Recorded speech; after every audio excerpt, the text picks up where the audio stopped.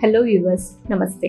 నేను doctor Maitri, fertility expert, founder and clinical head of Maitrishri fertility centre, Kukatpally, Hyderabad. ఈరోజు మనము endometriosis సమస్య గురించి మాట్లాడుకుందాము.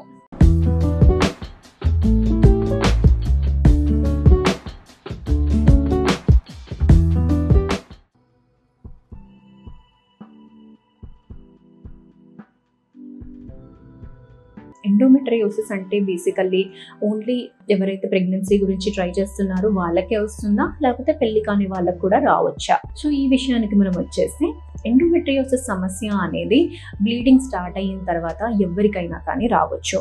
దీంట్లో ఏజ్కి అనేది పర్టిక్యులర్గా సంబంధము అనేది ఏమీ లేదు. అన్మ్యారీడ్ గర్ల్స్కి రావచ్చు, మ్యారీడ్ ఉమెన్కి కూడా రావచ్చు. సో ఇది రావడానికి మనకి రీజన్స్ ఏంటి అన్నట్టుగా మనం చూస్తే, జనరల్గా బ్యాక్ ఫ్లో అనేది జరిగే కారణం వల్ల ఎండోమెట్రియోసిస్ సమస్యలు అనేవి వస్తాయన్నమాట. సో ఈ ఎండోమెట్రియోసిస్ అంటే బేసికల్లీ ఏంటి?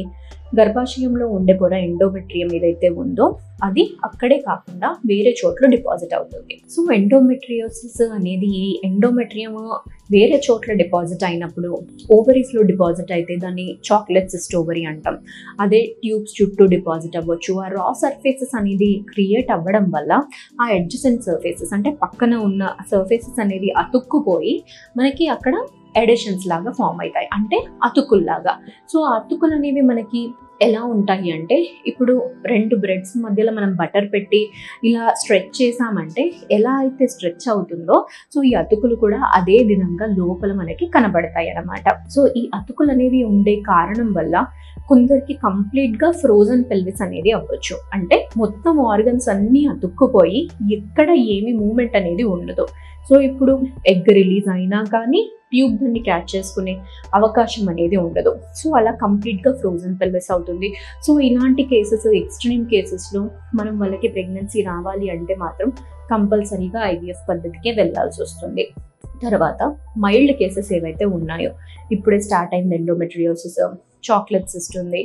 తర్వాత ఇలా సిస్ట్ ఉన్న వాళ్ళకి మనం మెయిన్గా ఫస్ట్ చూడాల్సింది ఏంటి అంటే ఏఎంహెచ్ లెవెల్స్, అంటే ఎగ్ రిజర్వ్ ఎంత ఉంది వీళ్ళకి. ఎగ్ రిజర్వ్ బట్టి నెక్స్ట్ వీళ్ళు ఎలా ట్రై చేయాలి, న్యాచురల్గా వెళ్ళాలా, ఐయుఐకి వెళ్ళాలా అనేది డెసిషన్ అనేది తీసుకోవాలి.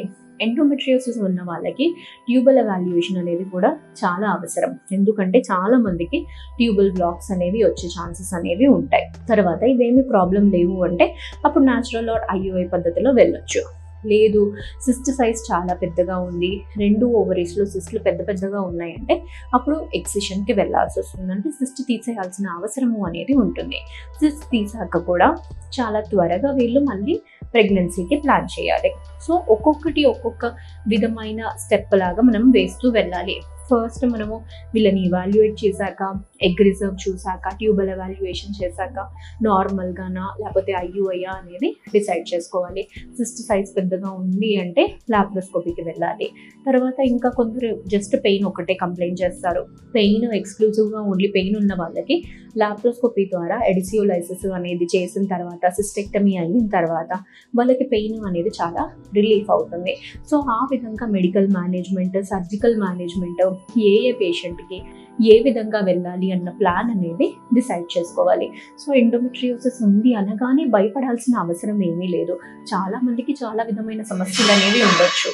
బట్ ఆ ప్రాబ్లంకి, మీకు ఉన్న సిచ్యువేషన్కి మనము ఎలా ముందుకు వెళ్ళాలి, ఒకటి పెయిన్ రిలీఫ్ ఒకటి ఇంక్లూడ్ చేసుకోవాలి. తర్వాత మన జనరల్ లైఫ్ అనేది ఇంప్రూవ్ అవ్వడానికి, నెక్స్ట్ వచ్చేసి మనకి సంతానం అనేది కలగడానికి ఏ విధమైన ట్రీట్మెంట్ అనేది తీసుకుంటే మీకు బెస్ట్ రిజల్ట్ వస్తుంది అనేది మీ డాక్టర్తో డిస్కస్ చేసిన తర్వాత ఫర్దర్ స్టెప్ అనేది ఆ విధంగా వెళ్తే ఈవెన్ ఎండోమెట్రియోసిస్ ఉన్న వాళ్ళు కూడా కన్సీవ్ అవుతారు అండ్ హెల్దీ బేబీతోనే ముందుకు అనేది వెళ్తారండి. Thank you.